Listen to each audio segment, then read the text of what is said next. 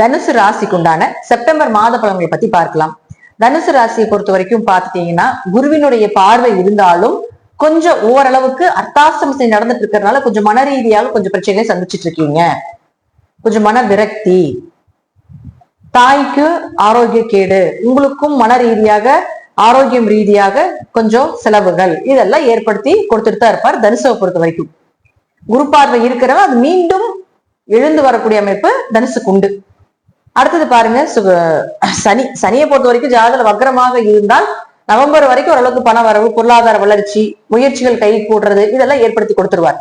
அப்படி இல்ல உங்க ஜாதகத்துல சனி வக்ரமாக இல்லைன்னா கொஞ்சம் பண ரீதியாக ஜாமீன் கையெழுத்து போறது, பணம் கொடுக்கல் வாங்கல் பண்றது இதெல்லாம் கொஞ்சம் கவனமா இருங்க. தேவையில்லாம பணம் ஏமாற்றத்தை ஏற்படுத்தி கொடுக்கும். ஏன்னா 3ஆம் இடம் தான் ஷேர் மார்க்கெட் சம்பந்தப்பட்டது. அதே போல பாத்துட்டீங்கன்னா ஆன்லைன் சம்பந்தப்பட்ட எல்லா ட்ரேடிங்குமே 3ஆம் இடம் தான். அப்ப அந்த அதிபதி வக்ரம் இல்லாமல் இருந்தா இந்த காலகட்டங்களில் கொஞ்சம் பொறுமையே செய்வது என்பது ஒரு சிறப்பானதாக இருக்கும். அடுத்தது செவ்வாயை பொறுத்த வரைக்கும் 5 மற்றும் 12ஆம் அதிபதி. இந்த 5 மற்றும் 12ஆம் அதிபதியான செவ்வாய் அப்படின்னு சொல்லக்கூடியவர் இருக்கக்கூடிய வீடு 10ஆம் வீட்டுல 13ஆம் தேதி வரைக்கும் இருக்கார். 5 10 இருந்தால் குழந்தைகள் மூலமாக வருமானம், ஒரு அதிர்ஷ்டங்கள், திடீர் பணவரவு, தொழில ஓரளவுக்கு வளர்ச்சியை கொடுக்கிறது. ஆனா அவரே 12ஆம் அதிபதி ஆகிறதுனால ஒரு ஏற்றம் இறக்கம் ரெண்டுமே ஈக்குவலா இருக்கும். ஒரு பாயிண்ட் தொழில் ஏறினீங்கன்னா ஒரு பாயிண்ட் இறக்கம் இருக்கும். இப்போ குலதெய்வ வழிபாடுல இந்த காலகட்டங்களை பண்றப்போ தொழில நல்ல வளர்ச்சியை கொடுக்கக்கூடிய அமைப்பை ஏற்படுத்தி கொடுத்து விடும். ஏன்னா 5ஆம் இடம் தான் குலதெய்வம். அடுத்தது பாருங்க, சுக்கிரனை பொறுத்த வரைக்கும் 6 மற்றும் 11ஆம் அதிபதியான சுக்கிரன் இருக்கக்கூடிய வீடு அப்படிங்கிறது 8ஆம் வீட்டுல இருக்கார் 14ஆம் தேதி வரைக்கும். அப்போ 6 கூட ஒரு 8ல போய் இருந்ததுன்னா கடன் அடைக்க முடியல, கடன் இருக்கு, கடன்னால மன நிம்மதி இல்ல, நோய் தொந்தரவு வேற. அதே போல பாருங்க 4ஆம் அதிபதினு சொல்லக்கூடிய குரு அப்படின்னு சொல்லக்கூடியவர் போய் 7 பாதத்துல இருந்தாலும் மன ரீதியான தொந்தரவு வேற. அர்த்தாஷ்டம சனி நடக்கிறதுனால உடல் மனம் ரெண்டுமே நல்லா இல்ல. இப்படிங்கிறது இப்ப சூழ்நிலை உங்களுக்கு.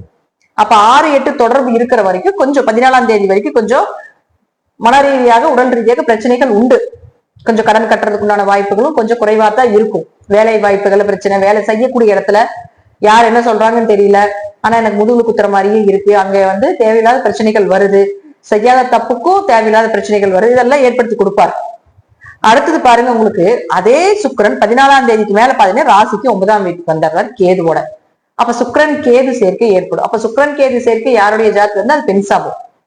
அப்ப பெண் சாபமாக இருந்தால் கொஞ்சம் கவனமா இருந்துக்கோங்க. வேலை செய்யக்கூடிய இடத்துல ஆண்களாக இருந்தால் பெண்கள் கிட்டையும், பெண்களாக இருந்தால் ஆண்கள் கிட்டையும் கொஞ்சம் கவனமாக இருந்து கொள்வது என்பது ஒரு சிறப்பான விஷயமாக இருக்கும். அடுத்தது புதனை பொறுத்த வரைக்கும் பாத்துட்டீங்கன்னா உங்களுடைய ராசிக்கு 7 மற்றும் 10ஆம் அதிபதியான புதன் அவரும் 15ஆம் தேதி வரை கேதுவோட தான் இருக்காரு. அப்ப 7 கூடையவர் கேதுவோடு இருக்கும்போது கொஞ்சம் திருமணத்துல அல்லது கணவன் மனைவிக்குள்ள கொஞ்சம் கருத்து வேறுபாடுகள் ஏற்படும். திருமண வரன்கள் கொஞ்சம் தட்டி போகும். திருமணம் சார்ந்த விஷயங்கள் கொஞ்சம் எதிர்பார்த்த வரன் கிடைக்காம போறது இதெல்லாம் ஏற்படுத்தி கொடுத்து விடுவார். அப்ப புதன் கேது உங்க ஜாதகத்துல இருக்குன்னா குறி சொல்றது, சாமி ஆடுறது, இந்த சித்த மருத்துவம், கை மருத்துவம் இதெல்லாம் புதன் கேது தான். அதெல்லாம் உங்க குடும்பத்துல இருப்பாங்க. அப்ப இயற்கை அந்த புதன் கேது சேர்க்கை உங்க ஜாதகத்துல இருக்கு அப்படின்னாலும் இந்த காலகட்டங்களை கொஞ்சம் கவனமா இருந்துக்கோங்க. அதுவும் பாத்தீங்கன்னா ஒரு 10ஆம் அதிபதியே ஆகிறதுனாலயும் கொஞ்சம் தொழில் ரீதியாக பெரிய இன்வெஸ்ட்மெண்ட் பண்ணாம இருக்கிறது நல்லது. ஆனா இந்த புதன் 15ஆம் தேதிக்கு மேல 10ஆம் வீட்டுக்கு வந்துருவார். அப்ப கேது தாக்க குறைஞ்சிடும். அப்ப 10 கூடையவர் 10க்கு வரும்போது அந்த 15ஆம் தேதிக்கு மேல தொழில் நல்லா இருக்கும், தொழில இன்வெஸ்ட்மெண்ட் பண்ண முடியும், அதுக்கு மேல பண்ணுங்க. அதற்கு முன்னாடி பண்ணினீங்கன்னா விரயங்கள் ஏற்படும். அதனால ஒரு மன உளைச்சல்கள் ஏற்படும். ஏன்னா கேது மனக்கோளாறுகளை கொடுக்கக்கூடிய ஒரு கிரகம். அப்ப தொழில் ரீதியாக, குடும்ப ரீதியாக, மனைவி ரீதியாக ஒரு மனக்கோளாறுகளை கொடுத்துட்டே தான் இருப்பார் 15ஆம் தேதி வரைக்கும். அதற்கப்புறம் ஓரளவுக்கு நிவர்த்தி. அடுத்தது சூரியனை பொறுத்த வரைக்கும் பாத்துட்டீங்கன்னா அவரும் உங்களுக்கு 9ஆம் அதிபதியாகி கேதுவோட சேர்றதுனால இது தந்தை வழி பித்திருதோஷத்தை சொல்லும். அப்ப இப்போ தந்தைக்கு உங்களுக்கு பிரச்சனை, இந்த கிரகச்சேர்க்கை உங்களுக்கு இருக்குன்னு வச்சுக்கோங்களேன், சூரியன் கேது கிரகச்சேர்க்கை இருக்குதுன்னா தந்தைக்கு உங்களுக்கு ஏதாவது பிரச்சனைகள் ஏற்படுறது, தந்தை வெளியில பங்காளி உறவுகள் மூலமாக ஏதாவது பிரச்சனைகள் ஏற்படுறது. சூரியன் கேது சேர்க்கை எப்படி இருந்தாலும் பாத்துட்டீங்கன்னா பரம்பரை சார்ந்த தோஷங்களை சொல்லக்கூடிய ஒரு அமைப்பு. அப்ப இந்த காலகட்டங்கள்ல எல்லாம் நீங்க திதி கொடுப்பது, குலதெய்வ கோயிலுக்கு போயிட்டு வர்றது இதெல்லாம் உங்களுக்கு சிறப்பை ஏற்படுத்தி கொடுக்கும். அப்ப அந்த சூரியன் அடுத்தது அவர் 10ஆம் வீட்டுக்கு வந்துடுவார். அப்போ 9, 10 ஏற்பட்டா தர்ம கர்மாதிபதி யோகம் ஏற்படும். அப்ப தர்ம கர்மாதிபதி யோகம் ஏற்படும் கூடிய இந்த காலகட்டங்கள்ல கண்டிப்பா உங்களுக்கு நினைச்சது நடக்கும். தொழில் வளர்ச்சி உண்டு, பெயர் புகழ் கிடைக்கும், அதுல மாற்றம் இல்லை. சோ தனுசுவை பொறுத்த வரைக்கும் 15ஆம் தேதிக்கு வரைக்கும் பொறுமையா இருங்க. 15ஆம் தேதிக்கு மேலதான் எல்லா விஷயமும் நடக்கும். இது தனுசு ராசி, தனுசு லக்னம் இரண்டுக்குமே இணைவாக இருக்கக்கூடிய ஒரு பலன் தான்.